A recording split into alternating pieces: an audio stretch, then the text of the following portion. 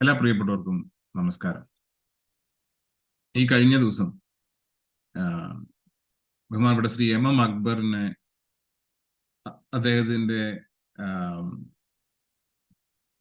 പ്രഷിത പ്രവർത്തനം അല്ലെങ്കിൽ ദാവാ പ്രവർത്തനം, അദ്ദേഹത്തിന്റെ കർമ്മകുശലത, ബുദ്ധികൂർമ്മത എന്നിവയെ പറ്റി ഒരു വീഡിയോ ചെയ്യണമെന്ന് ഞാൻ ആഗ്രഹിച്ചൊരു പോസ്റ്റ് ഇട്ടു. ചിലർക്കെങ്കിലും ഒരു സംശയം തോന്നിയിട്ടുണ്ട്, അതൊരു ഒരു ഒരു ട്രോളാണ്, ഒരു ഫലിത രൂപത്തിലുള്ള ഒരു പരിപാടിയാണ്. അങ്ങനെ തോന്നിയ ആളുകളോട് എനിക്ക് പറയാനുള്ളത്, ആ രീതിയിലുള്ളൊരു പരിപാടിയല്ല, മറിച്ച് അദ്ദേഹത്തിന്റെ ജീവിതത്തിൽ നമ്മൾ കാണേണ്ട ഞാനൊരു ക്രിസ്ത്യാനിയാണ്, ഈ ചാനലിന്റെ ലക്ഷ്യം അത് തന്നെയാണ്. പക്ഷെ നമ്മൾ കാണേണ്ട ചില പോസിറ്റീവായ ചില കാര്യങ്ങൾ ഒന്ന് പരിചയപ്പെടുത്തുക എന്നുള്ളതാണ്. ശ്രീ എം അക്ബർ ഞാൻ മനസ്സിലാക്കിയ അനുസരിച്ച് ഒരു സാധാരണ മനുഷ്യനാണ്. അദ്ദേഹം ഒരു ഇസ്ലാമിക പ്രഭാഷകനാണ്. അതിനു മുമ്പ് അദ്ദേഹത്തിനെ പറ്റി 2-3 കാര്യങ്ങൾ ഞാൻ മനസ്സിലാക്കിയത്, തെറ്റാണെങ്കിൽ തിരുത്താം നിങ്ങൾക്ക്, തീർച്ചയായിട്ടും ഞാനത് തിരുത്താൻ തയ്യാറാണ്. മലപ്പുറത്തൊരു സ്കൂളില് ഫിസിക്സ് പഠിപ്പിച്ചുകൊണ്ടിരുന്ന ഒരു അധ്യാപകനാണ് ശ്രീ എം അക്ബർ. ഒരു ഫോർമൽ എഡ്യൂക്കേഷൻ ഈ ഇസ്ലാമിക ഏരിയയിൽ കിട്ടാത്ത ഒരു സാധാരണ മനുഷ്യൻ. അദ്ദേഹം നിച്ച് ഓഫ് ട്രൂത്ത് മുതലായ സംഘടനകൾ സ്ഥാപിക്കുമ്പോൾ പോലും ഞാൻ മനസ്സിലാക്കിയ അനുസരിച്ച് അദ്ദേഹത്തിന് ഒരു ഇസ്ലാമിക പഠനത്തിൽ, ഇസ്ലാമിക ദാവാ പ്രവർത്തനത്തിലൊന്നും ഒരു ഫോർമൽ എഡ്യൂക്കേഷൻ കിട്ടിയിട്ടില്ല എന്നാണ് ഞാൻ മനസ്സിലാക്കുന്നത്. ഇത് ഇന്റർനെറ്റിൽ നിന്ന് കിട്ടുന്ന സോഴ്സസ് ആണ്. So may be wrong. I stand corrected if I M wrong. അതിനുശേഷം അദ്ദേഹം 2000-ന്റെ സമയങ്ങളിൽ സ്നേഹസംവാദം എന്ന പേരിൽ കേരളത്തിൽ അങ്ങോളം ഇങ്ങോളം ചില പ്രോഗ്രാമുകൾ സംഘടിപ്പിച്ചു. മലയാളത്തിൽ ആദ്യമായിട്ട് ഒരുപക്ഷെ, അല്ലെങ്കിൽ കേരളത്തിൽ ആദ്യമായിട്ട് ഈ ഒരു രീതിയിൽ ഈ ഇന്റർ ഫെയ്ത്ത് ഡിസ്കഷൻസ് നടത്താമെന്ന് ഉള്ളൊരു സങ്കല്പം കൊണ്ടുവന്നത് ശ്രീ എം അക്ബറാണ്. നമ്മളൊരു ഏരിയയിലെ പയനിയേഴ്സിനെയാണ് നമ്മളെപ്പോഴും ഓർത്തിരിക്കുന്നത്. അതുകൊണ്ട് ആ രീതിയിൽ നോക്കിയാൽ കേരളത്തിൽ ഇതുവരെ പരിചയമില്ലാതിരുന്ന ഓരോരുത്തരും അവരവരുടെ പോക്കറ്റുകളിൽ ഇരുന്ന് എന്തെല്ലാമൊക്കെ പറയുന്നല്ലാതെ ഈ ഒരു വലിയ സ്കെയിലിൽ ധാരാളം എല്ലാ മതത്തിൽ നിന്നും, ക്രൈസ്തവ, ഹൈന്ദവ മതങ്ങളിൽ നിന്നും, ഈവൻ ചില ഏത്തീസ്റ്റുകളുമായിട്ടെല്ലാം സംവാദം നടത്താൻ അദ്ദേഹത്തിന് ആ കാലഘട്ടത്തിൽ കഴിഞ്ഞിട്ടുണ്ട്. അത് മാത്രമല്ല, ഈ ഒരു സ്കൂൾ അധ്യാപനം എന്നുള്ള ഒരു പശ്ചാത്തലം കൊണ്ടായിരിക്കാം, വിദ്യാഭ്യാസത്തിന്റെ പ്രാധാന്യം മനസ്സിലാക്കിക്കൊണ്ടായിരിക്കും, അതായത് പീസ് ഇന്റർനാഷണൽ സ്കൂൾ എന്ന് പറഞ്ഞാൽ ഏകദേശം 13ഓളം സ്കൂളുകളും കേരളത്തിൽ നടത്തുന്നുണ്ട്. നമുക്ക് ഒത്തിരി കോൺട്രവേഴ്സി ആയെങ്കിലും ശരിയാണെങ്കിലും അദ്ദേഹം ആ സ്കൂളുകൾ നടത്തി. അതിന് സ്റ്റേ വന്നിരുന്നു. ഹൈക്കോടതി സ്കൂളുകളെ ഞാൻ മനസ്സിലാക്കി റീഇൻസ്റ്റേറ്റ് ചെയ്ത് കൊടുത്തു എന്നാണ് ഞാൻ മനസ്സിലാക്കുന്നത്. അപ്പോൾ ഒരു സാധാരണക്കാരനായ ഒരു ഒരു സ്കൂൾ അധ്യാപകന് വെറും എന്താ പറയുക, ഒരു 20-25 വർഷങ്ങൾ കൊണ്ട് ഇന്ന് കേരളം അറിയപ്പെടുന്ന, എം അക്ബർ എന്ന് പറഞ്ഞാൽ ഒരു അഡ്രസ്സിന്റെ ആവശ്യമില്ലാത്ത രീതിയിലോട്ട് അറിയപ്പെടുന്ന രീതിയിലോട്ട് അദ്ദേഹം മാറണമെങ്കിൽ എന്തെല്ലാമോ അദ്ദേഹത്തിൽ ഉണ്ടെന്ന് തന്നെയാണ്. ഇപ്പൊ കളിയാക്കുന്നവർക്കും എല്ലാം അദ്ദേഹത്തെ നമുക്ക് തീർച്ചയായിട്ടും കളിയാക്കാം. പക്ഷെ ഈ ഒരു കാര്യത്തിൽ മനുഷ്യന്റെ പ്രതിഭ എപ്പോഴും നമ്മൾ അംഗീകരിച്ചേ പറ്റും.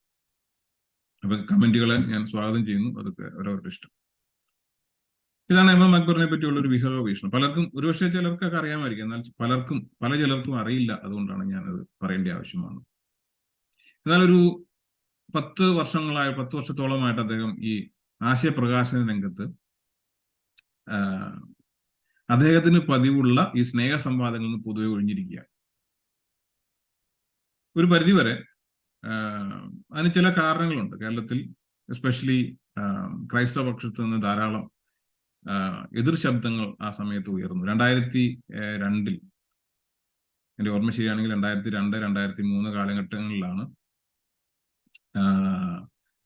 ഈ ഒരു ആശയത്തിന്റെ വലിയ ചില സംവാദങ്ങളൊക്കെ നടന്നു.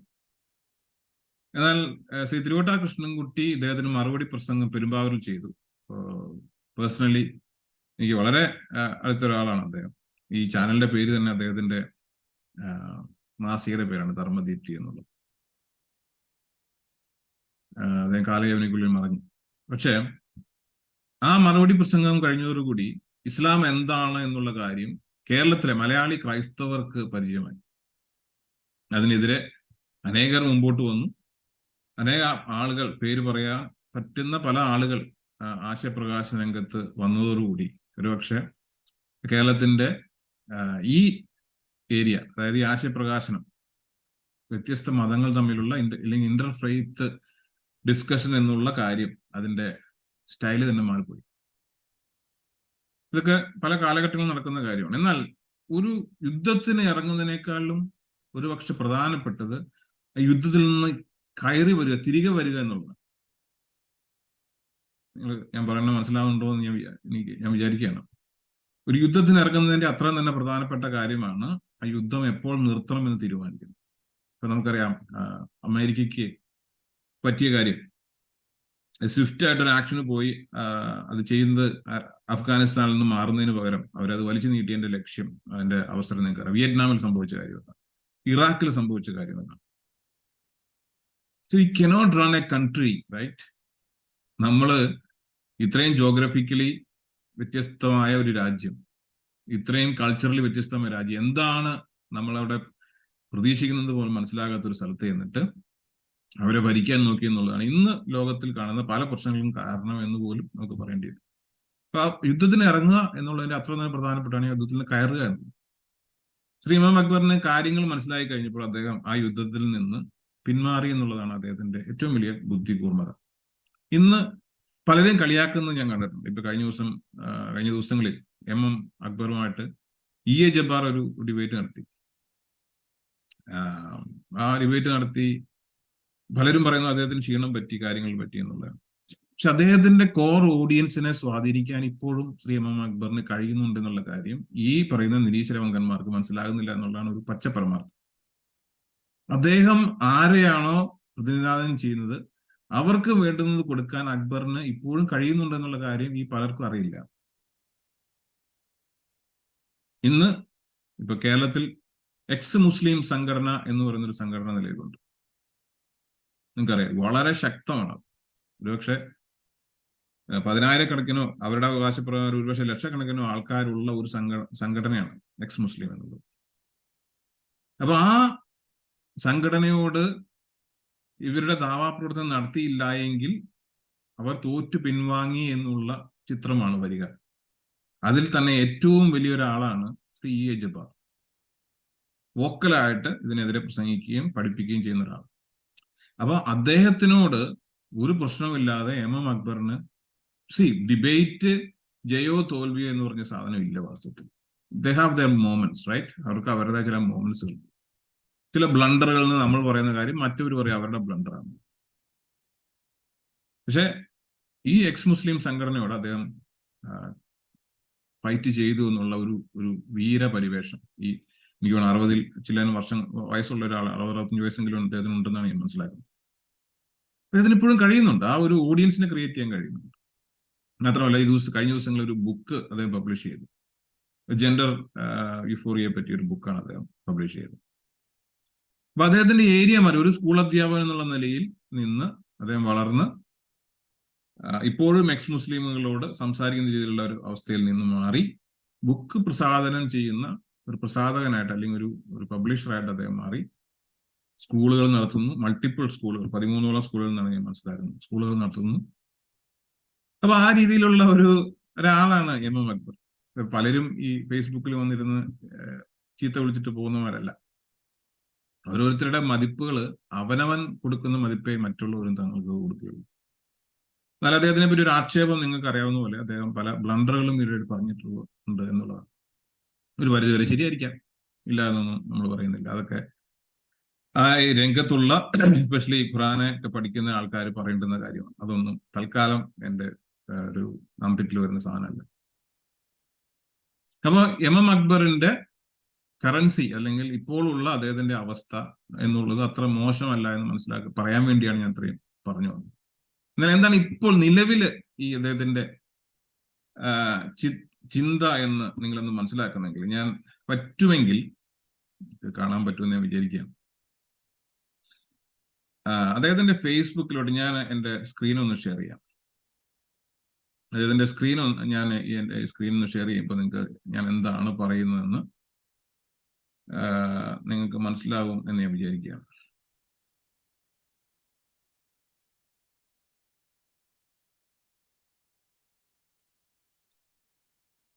ഇത് MM അക്ബറിന്റെ ഫേസ്ബുക്ക് പേജാണ്.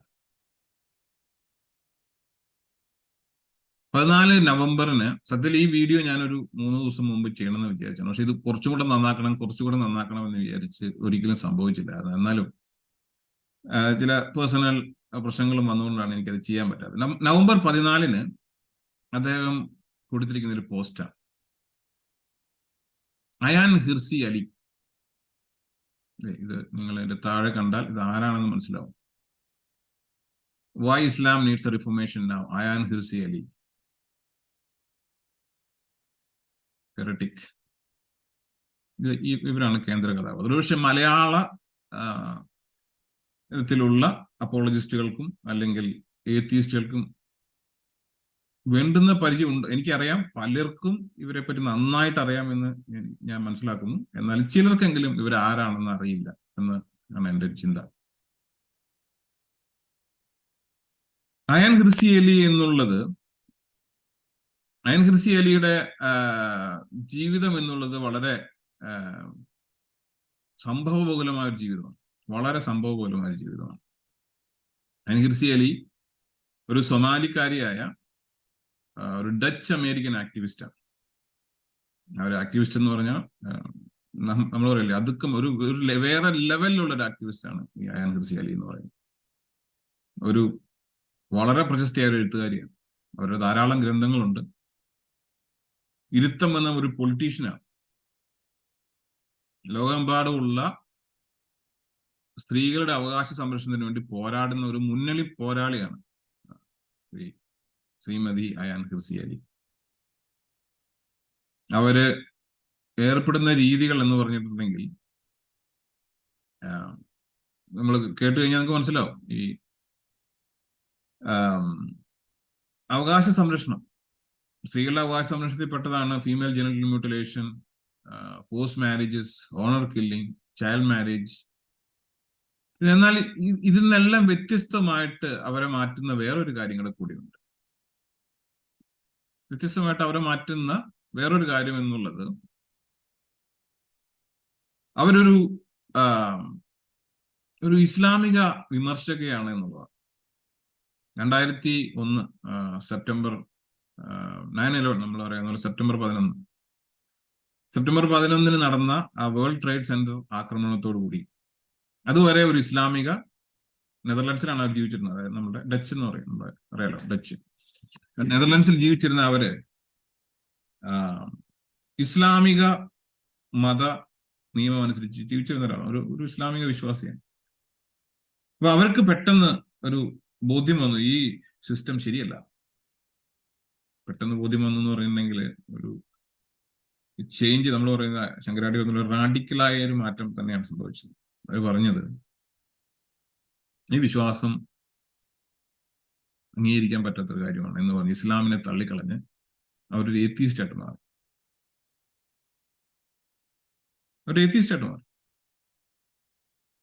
ഇവര് ഏത്തീസ്റ്റ് ആയിട്ട് മാറിയത്, ഇപ്പൊ ഇസ്ലാമിക വിശ്വാസത്തിൽ നിന്ന് ഏത്തീസ്റ്റ് ആയിട്ട് മാറുക എന്നുള്ള അവരുടെ സംഘടനയാണല്ലോ എക്സ് മുസ്ലിം. അപ്പൊ ഈ എക്സ് മുസ്ലിം സംഘടനയുടെ ഇന്ന് ലോകത്തിൽ ഒരുപക്ഷെ ഒരു 3 പേരെടുത്താൽ അതിൽ ഒന്നാമത്തെയോ രണ്ടാമത്തെയോ ആളാണ് ഈ അയാൻ ഹിർസി അലി എന്ന് പറയുന്നത്. അക്ബർ സാഹിബിന്റെ ആ ഒരു ദീർഘവിഷം നിങ്ങൾക്ക് മനസ്സിലാവുന്ന ഞാൻ വിചാരിക്കാം.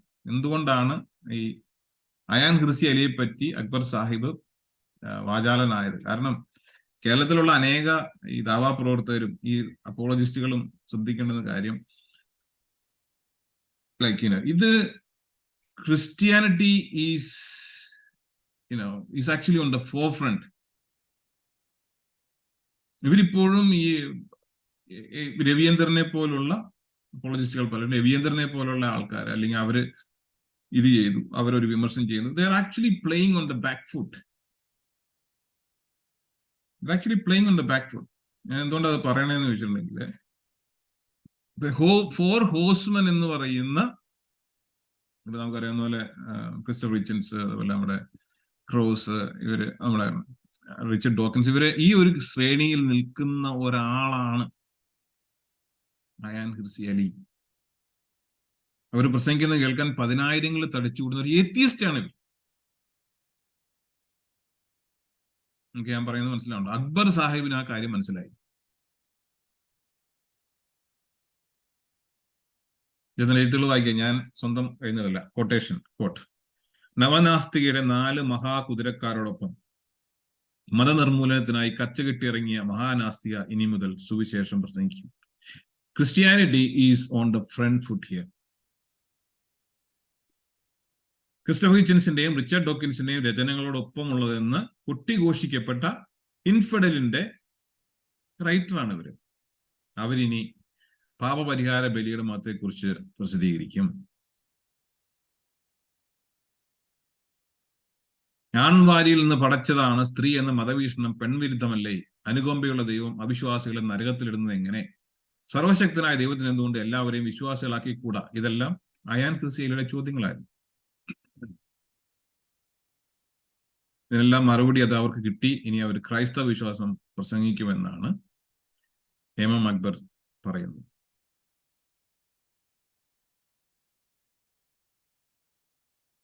എന്നാൽ ഇവരെ ഏറ്റവും റെലവന്റ് ആയിട്ടിരിക്കുന്നത്, ആക്കി നിർത്തുന്നത് ഇവരുടെ പ്രോ വെസ്റ്റേൺ ആറ്റിറ്റ്യൂഡുകളാണ്.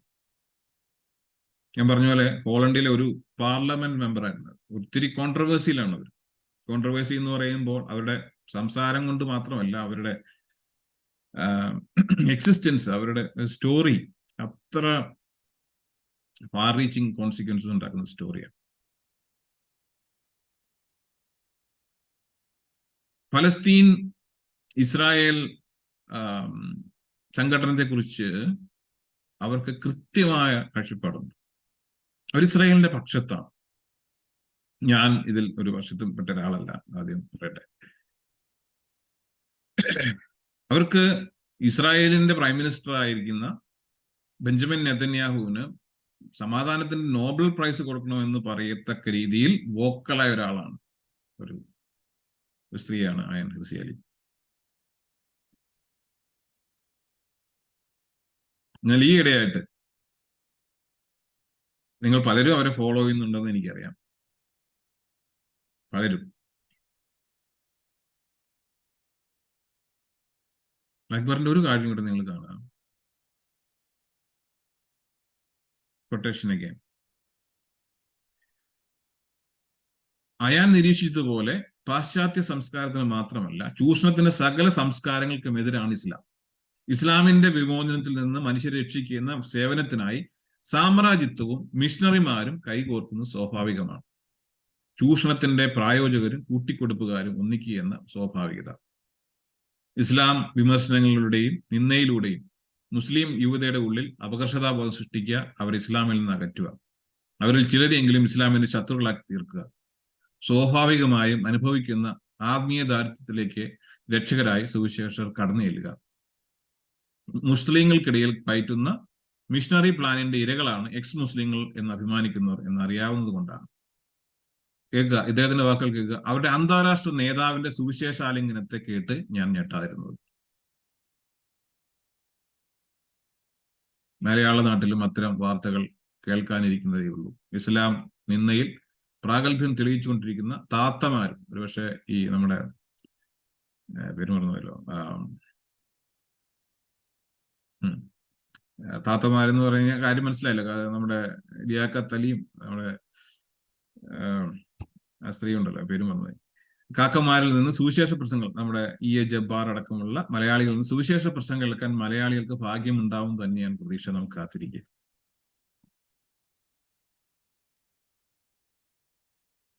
അപ്പോ ഇതാണ് ഈ ഇദ്ദേഹത്തിന്റെ പോസ്റ്റ്. ഈ കഴിഞ്ഞ ദിവസങ്ങൾ അയൂബ് എന്ന് പറയുന്ന ഒരു സുഹൃത്ത്, വളരെ എസൻസിന്റെ ഒക്കെ വളരെ മുൻനിരയിൽ പ്രസംഗിച്ചുകൊണ്ടിരുന്ന, ലിറ്റ്മസിൽ പ്രസംഗിച്ചുകൊണ്ടിരുന്ന അയൂബൊക്കെ തിരിച്ച് ഇസ്ലാമിലോട്ട് പോയി. തിരിച്ച് അക്ബർ എന്നോട് ചോദിക്കാനുള്ളത്, എനിക്ക് അറിയില്ല അദ്ദേഹത്തിന്റെ കാഴ്ചപ്പാട്. ഈ അയൂബിനെ ഇസ്ലാം മതവിശ്വാസം വിട്ടതാണോ ഈ അവിശ്വാസികളിൽ ഇൻക്ലൂഡ് ചെയ്യാൻ വേണ്ടി ആണോ? ഇപ്പോൾ അദ്ദേഹം മുഹമ്മദ് നബിയെ പറ്റിയും ഇസ്ലാമിന്റെ മതത്തെ പറ്റിയും പ്രസംഗിക്കുകയാണ്.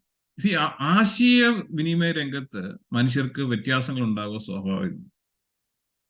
അത് ഈ ഒരു രംഗത്ത് അദ്ദേഹം പറഞ്ഞിരിക്കുന്ന കാര്യങ്ങളെ പറ്റി അല്പസ്വല്പം ചിന്തിക്കണം. എന്തുകൊണ്ടാണ് അയാൻ ഹിർസി അലി ഇത്ര പ്രാധാന്യമുള്ളത്, അവർക്ക് ഇത്ര പ്രാധാന്യമുള്ളത്? അയാൻ ഹിർസി അലി ക്കുള്ള പ്രാധാന്യം എന്നുള്ളത് ഇന്ന് വെസ്റ്റേൺ സിവിലൈസേഷനിൽ കേൾക്കുന്ന അപൂർവം ചില ശബ്ദങ്ങളാണ് അയാൻ ഹിർസി അലിയെ പോലെ. ഒരുപക്ഷെ എന്റെ ഒരു വോക്കൽ ഹീറോ എന്ന് പറയുന്ന ഒരു ഹീറോ എന്ന് പറയുന്നത് ഒരുപക്ഷെ ജോർഡൻ പീറ്റേഴ്സണാണ്. 1-2 പേരില് പലരുണ്ട് അതിൻ്റെ അകത്ത്. ഈ അയാൻ ഹിർസി അലിയോട് ഒരുപക്ഷെ ഏറ്റവും കൂടുതൽ സംവദിച്ചിട്ടുള്ളതും probably is the one person who convinced her into this importance of the Western civilization. ബെർട്രൻഡ് റസ്സലിന്റെ ഏറ്റവും പ്രമാദമായ ഒരു സ്റ്റേറ്റ്മെന്റ് ഉണ്ട്, why am not a Christian എന്ന് പറയുന്ന ആ രചനയ്ക്ക്, അല്ലെങ്കിൽ ആ ക്ലാസിക്കൽ ആ ഒരു രചനയ്ക്ക് ഒരു ആന്റി തിസിസ് ആയിട്ടാണ് why I am a Christian now എന്നുള്ള തിസിസ് ഇവര് 2023 നവംബർ 12, ഇന്ന് എത്രാം തീയതി, 16, വെറും 4 ദിവസം മുമ്പ് നടന്ന കാര്യം. എന്തുകൊണ്ടാണ് അക്ബർ സാഹിബിനെ നമ്മൾ സാഹിബ് എന്ന് ഞാൻ വിളിക്കുക, മിസ്റ്റർ അക്ബർ അല്ലെ ശ്രീ അക്ബറിനെ എന്തുകൊണ്ടാണ് നമ്മൾ ഒരു ബുദ്ധിമാനായിട്ട് കണക്കൂട്ടുന്നത്? കാരണം ഇന്ന് ലോകത്തിൽ നടന്ന അല്ലെങ്കിൽ ആശയവിനിമയ രംഗത്ത് നടന്ന ഏറ്റവും പ്രധാനപ്പെട്ട കാര്യം എന്നുള്ളത് കേവലം ഇസ്രായേൽ പലസ്തീൻ യുദ്ധമല്ല. Is the one. 3 ആശയ സംഹിതകൾ ഒരുപോലെ ചെറുക്കുന്ന ഒരാളുടെ കൺഫെഷൻ ആണിത്. നിങ്ങൾക്ക് അതിന്റെ സീരിയസ്നെസ് മനസ്സിലാകുന്നുണ്ട് എന്ന് ഞാൻ വിചാരിക്കുക. ബെർട്രൻഡ് റസ്സലിന്റെ ആ പ്രമാദമായ ലൈന്, അല്ലെങ്കിൽ പ്രമാദം എന്ന് പറഞ്ഞ തെറ്റാണല്ലോ, ഒരു പ്രഖ്യാതമായ line, when I die I shall rot. ഒരു അഗ്നി നരകത്തിൽ ഞാൻ വിശ്വസിക്കുന്നില്ല, മതത്തിൽ വിശ്വസിക്കുന്നില്ല. ആ ലേഖനത്തിന് ഒരു മറുപടിയായിട്ട് ഒരു അൺഹേർഡ് എന്ന് പറയുന്ന ബ്രിട്ടീഷ് മാഗസീൻ, ബ്രിട്ടീഷ് പ്രസിദ്ധീകരണത്തിലെ ഒരു എഡിറ്ററാണ് അതിന്, അല്ലെങ്കിൽ ഒരു content പ്രൊവൈഡറാണ്. He's explaining why she turned to Christianity. The reason behind that, she said, I found a life without any spiritual solace unendurable.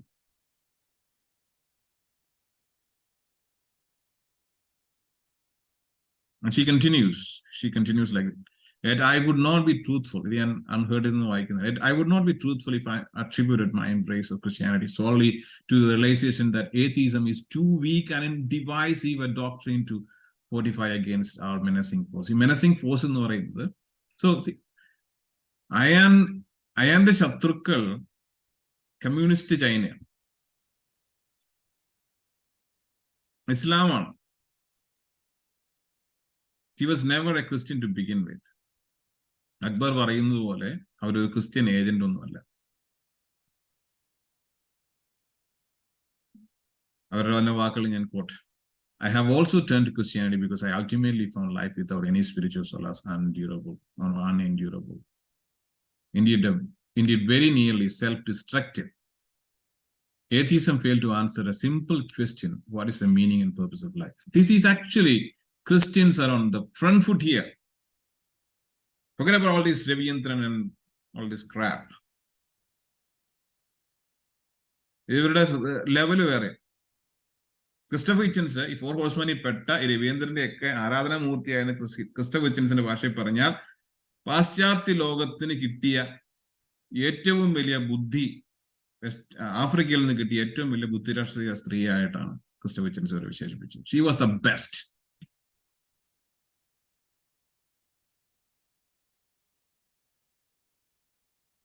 For her, she continues, Russell and other atheists believe that with the rejection of God, we would enter an age of reason and intelligent humanism, but the God hall, the void left by the retreat of the church, has merely been filled by the jumble of irrational, quasi-religious dogmas. And she was really vocal about that. Richard Dawkins പോലും 2010 എൻ്റെ ഓർമ്മ, he always said, so ഒരു Richard ഡോക്കിൻസോ, ഒരു Christopher ഹിച്ചൻസോ, ഒരു Sam ഹാരിസോ ഒരു പക്ഷേ atheist ആയാൽ, that's fine with Christianity. But when whole of the community, if they leave that religion, the story that they used to believe, their forefathers believed, then you are walking into something very dangerous. That's what Nietzsche said.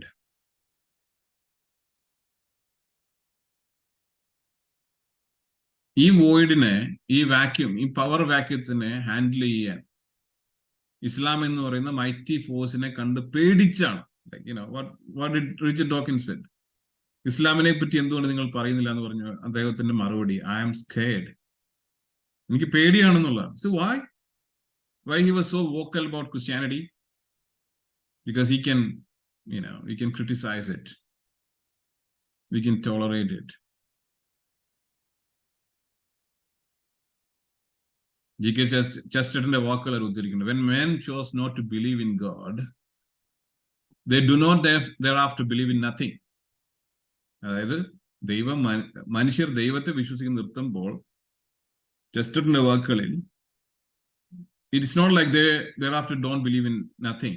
അവർ ഒന്നിലും വിശ്വസിക്കാതിരിക്കുന്നില്ല. Then they become capable of believing in anything. I hope you understand. It's sort of a nihilistic vacuum. Shall we can't withstand China, Russia, and Iran if we can't explain our population why it matters that we do? Why should we let other people say what we say? Why should other people be able to talk and protest and fight in a civilized manner? നിങ്ങൾ ഇങ്ങനെ ചിന്തിക്കുക, ഒരു soccer എന്ന് പറയുമ്പോൾ ഞങ്ങളുടെ ഇവിടുത്തെ soccer അല്ലെങ്കിൽ football, ഇപ്പൊ ഇന്ത്യയും പിന്നെ ന്യൂസിലാൻഡും ഇന്നലെ കളി നടന്നു. It was a wonderful game. Kohli did a wonderful job. അവർ നന്നായിട്ട് ബോൾ എറിഞ്ഞു, നന്നായിട്ട് ബാറ്റ് ചെയ്തു, and we became victorious. And imagine a place where you're going to the playground with some rifles and shoot all your opponents, and then you claim that you win the match. That's not the way it works.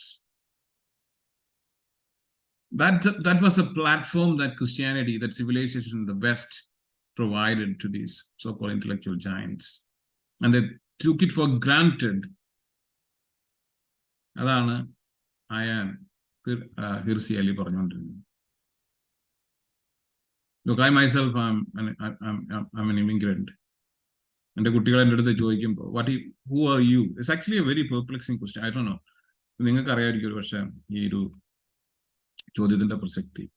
എൻ്റെ കുട്ടികൾ എൻ്റെ അടുത്ത് ചോദിക്കുന്നുണ്ട്, what are we? Who are we?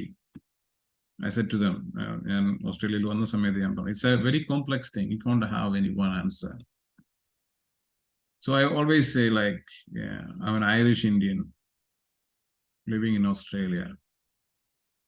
It's a very complex thing. Now, I'm an Australian citizen, by the way. But so, so what is our story? We have a story, right? I'm got a story. And the West, the Wild West, they forgot their story, and they sort of thought they come out of this vacuum, this nihilistic vacuum that they created themselves. They pretended that everything is. It's not all right. They cannot handle the pressure. ഇപ്പോൾ ഇന്ന് ലണ്ടന്റെ തെരുവുകളിൽ നടക്കുന്ന ഈ പ്രൊട്ടസ്റ്റിനെ കണ്ട് പകച്ചു നിൽക്കുകയാണ് അവിടുത്തെ. The white doesn't have a clue what to do. What is your story? He said, we cannot counter Islamism with purely secular tools. ഇത് എന്റെ വാക്കുകളല്ല, അയാൻ ഹിർസി അലി. സോ എന്തുകൊണ്ടാണ് അക്ബറിനെ ഞാനൊരു ബുദ്ധിമാനായ, that was the thing. She was a giant. She was actually a beacon, like many other people are there, but she's very vocal. She has 2006 മറ്റാന്ന് തോന്നുന്നു അവർക്ക് ശക്തമായ death റേറ്റുകളൊക്കെ ഉണ്ടായിട്ടുണ്ട്. അവരുടെ ഒരു കോവർക്കർ എന്ന് പറയുന്ന പോലെ നമുക്ക് തിയോ വാൻഗോഗിനെ പച്ചയ്ക്ക് നടുറോട്ടിൽ വധിച്ചു കളഞ്ഞു. ഒരു അമേരിക്കയിലെ ഒരു ആക്ടിവിസ്റ്റാണ്. You know why? There's a reason, because she's very vocal on immigration, Islamization of the West. എനിക്ക് ഒരു ക്രിറ്റിസിസം അവരോടുള്ളത്, അവര് I don't think she became attracted to Christ as such. She was always a fangirl of Western civilization, which is right. I mean, it's all right.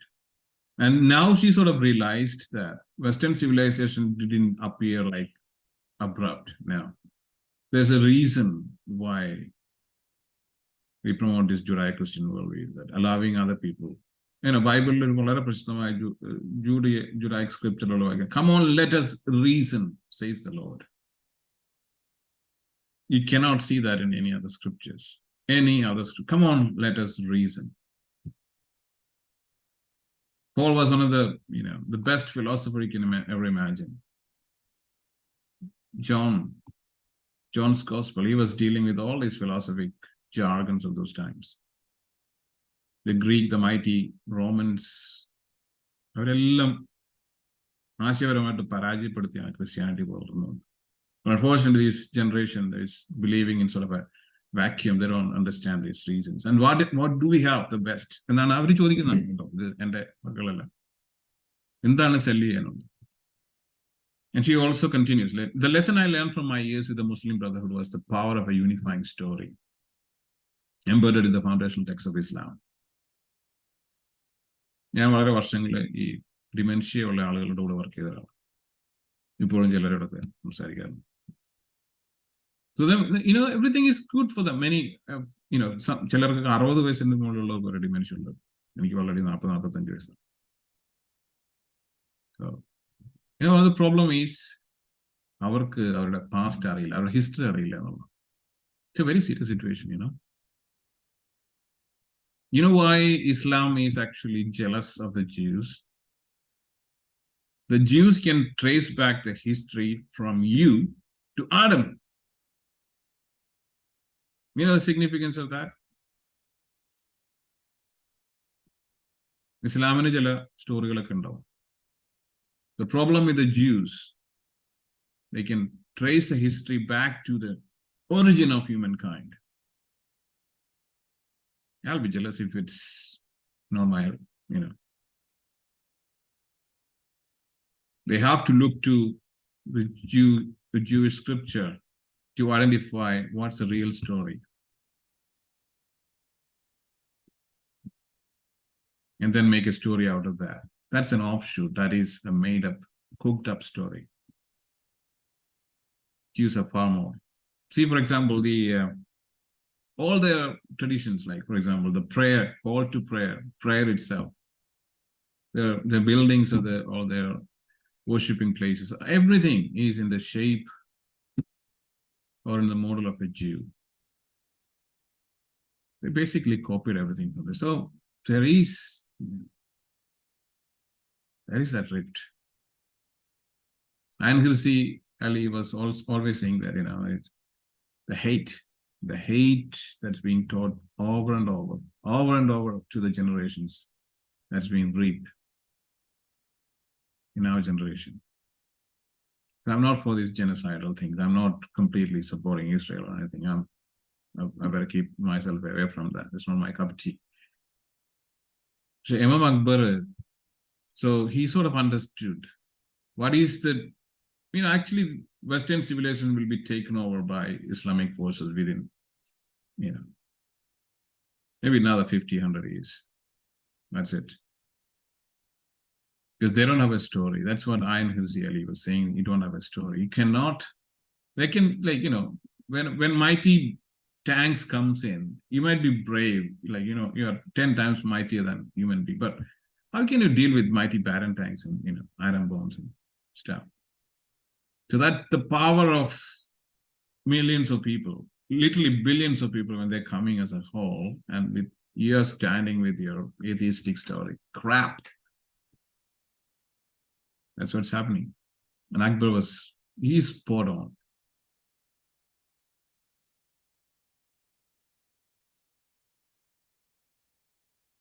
He's spot on. They can mobilize the Muslim masses. That's an observation. It's not me, by the way. It's not my cup of tea. That's Ayn Hirsi Ali. അവരെ പറ്റി നിങ്ങൾ അറിഞ്ഞിട്ടില്ല എങ്കിൽ നിങ്ങൾ വായിക്കണം. Unless we offer something meaningful, our Western civilization, unless we offer, the West cannot offer something meaningful. I fear the erosion of our civilization will continue. The mighty Romans, which pretty much ruled the whole universe, the whole of the earth, almost. Where are they now? The internal erosion that happened, that's now happening to the West. And many prophets of our modern times express that freely. Unfortunately, there is no need to. That's again heresy. No need to look for some new age concoction of medication and mindfulness. Christianity has it all. So, as per her, Christianity is the story which built the society of ours. They built it, which is 100% just diametrically opposite to the fundamentalist Islamic view. The person doesn't have any say. The Ummah will decide what is right and what is wrong. In spite of the reason where we say, the Bible says, let us reason. Israeli protection, Dutch government വളരെ വർഷങ്ങൾ നടത്തിയാണ്. She was in, Salman റുഷ്ദിയെ പോലെ probably നമുക്ക് പലർക്കും പേരത്ര പരിചയമില്ലായിരിക്കും. She really openly questioned the notion that Islam is a religion of peace.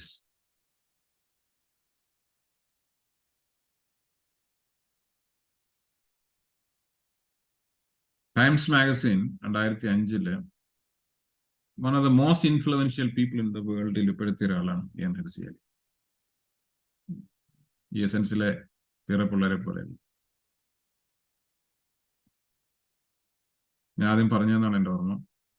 The most important public intellectual probably ever to come out of Africa എന്ന് Christopher Hitchens വിശേഷിപ്പിച്ച ആളാണ് ഞാൻ ഇർസിയലി. Irsiyali is vocal about the current state of Turkey. അവർ ഇപ്പോഴും എന്താണ് ജിഹാദിന് വേണ്ടി cry ചെയ്യുന്ന ആൾക്കാരായിട്ടാണ് അവർ പറയുന്നത്. So I'm not saying that, so you need to study. She is a resource in herself, and she turned to Christianity. I think it's Akbar പറയുന്ന പോലെ കേവലം ഇതൊരു സുവിശേഷം വിശ്വസിക്കുന്ന ആൾക്കാരായിരുന്നു പ്ലാൻ ചെയ്ത ആൾക്കാർ. Because she is a wonderful writer, beautiful writer. You should read. Vocally, she is good. She can speak. I think she can speak 5 or 6 languages.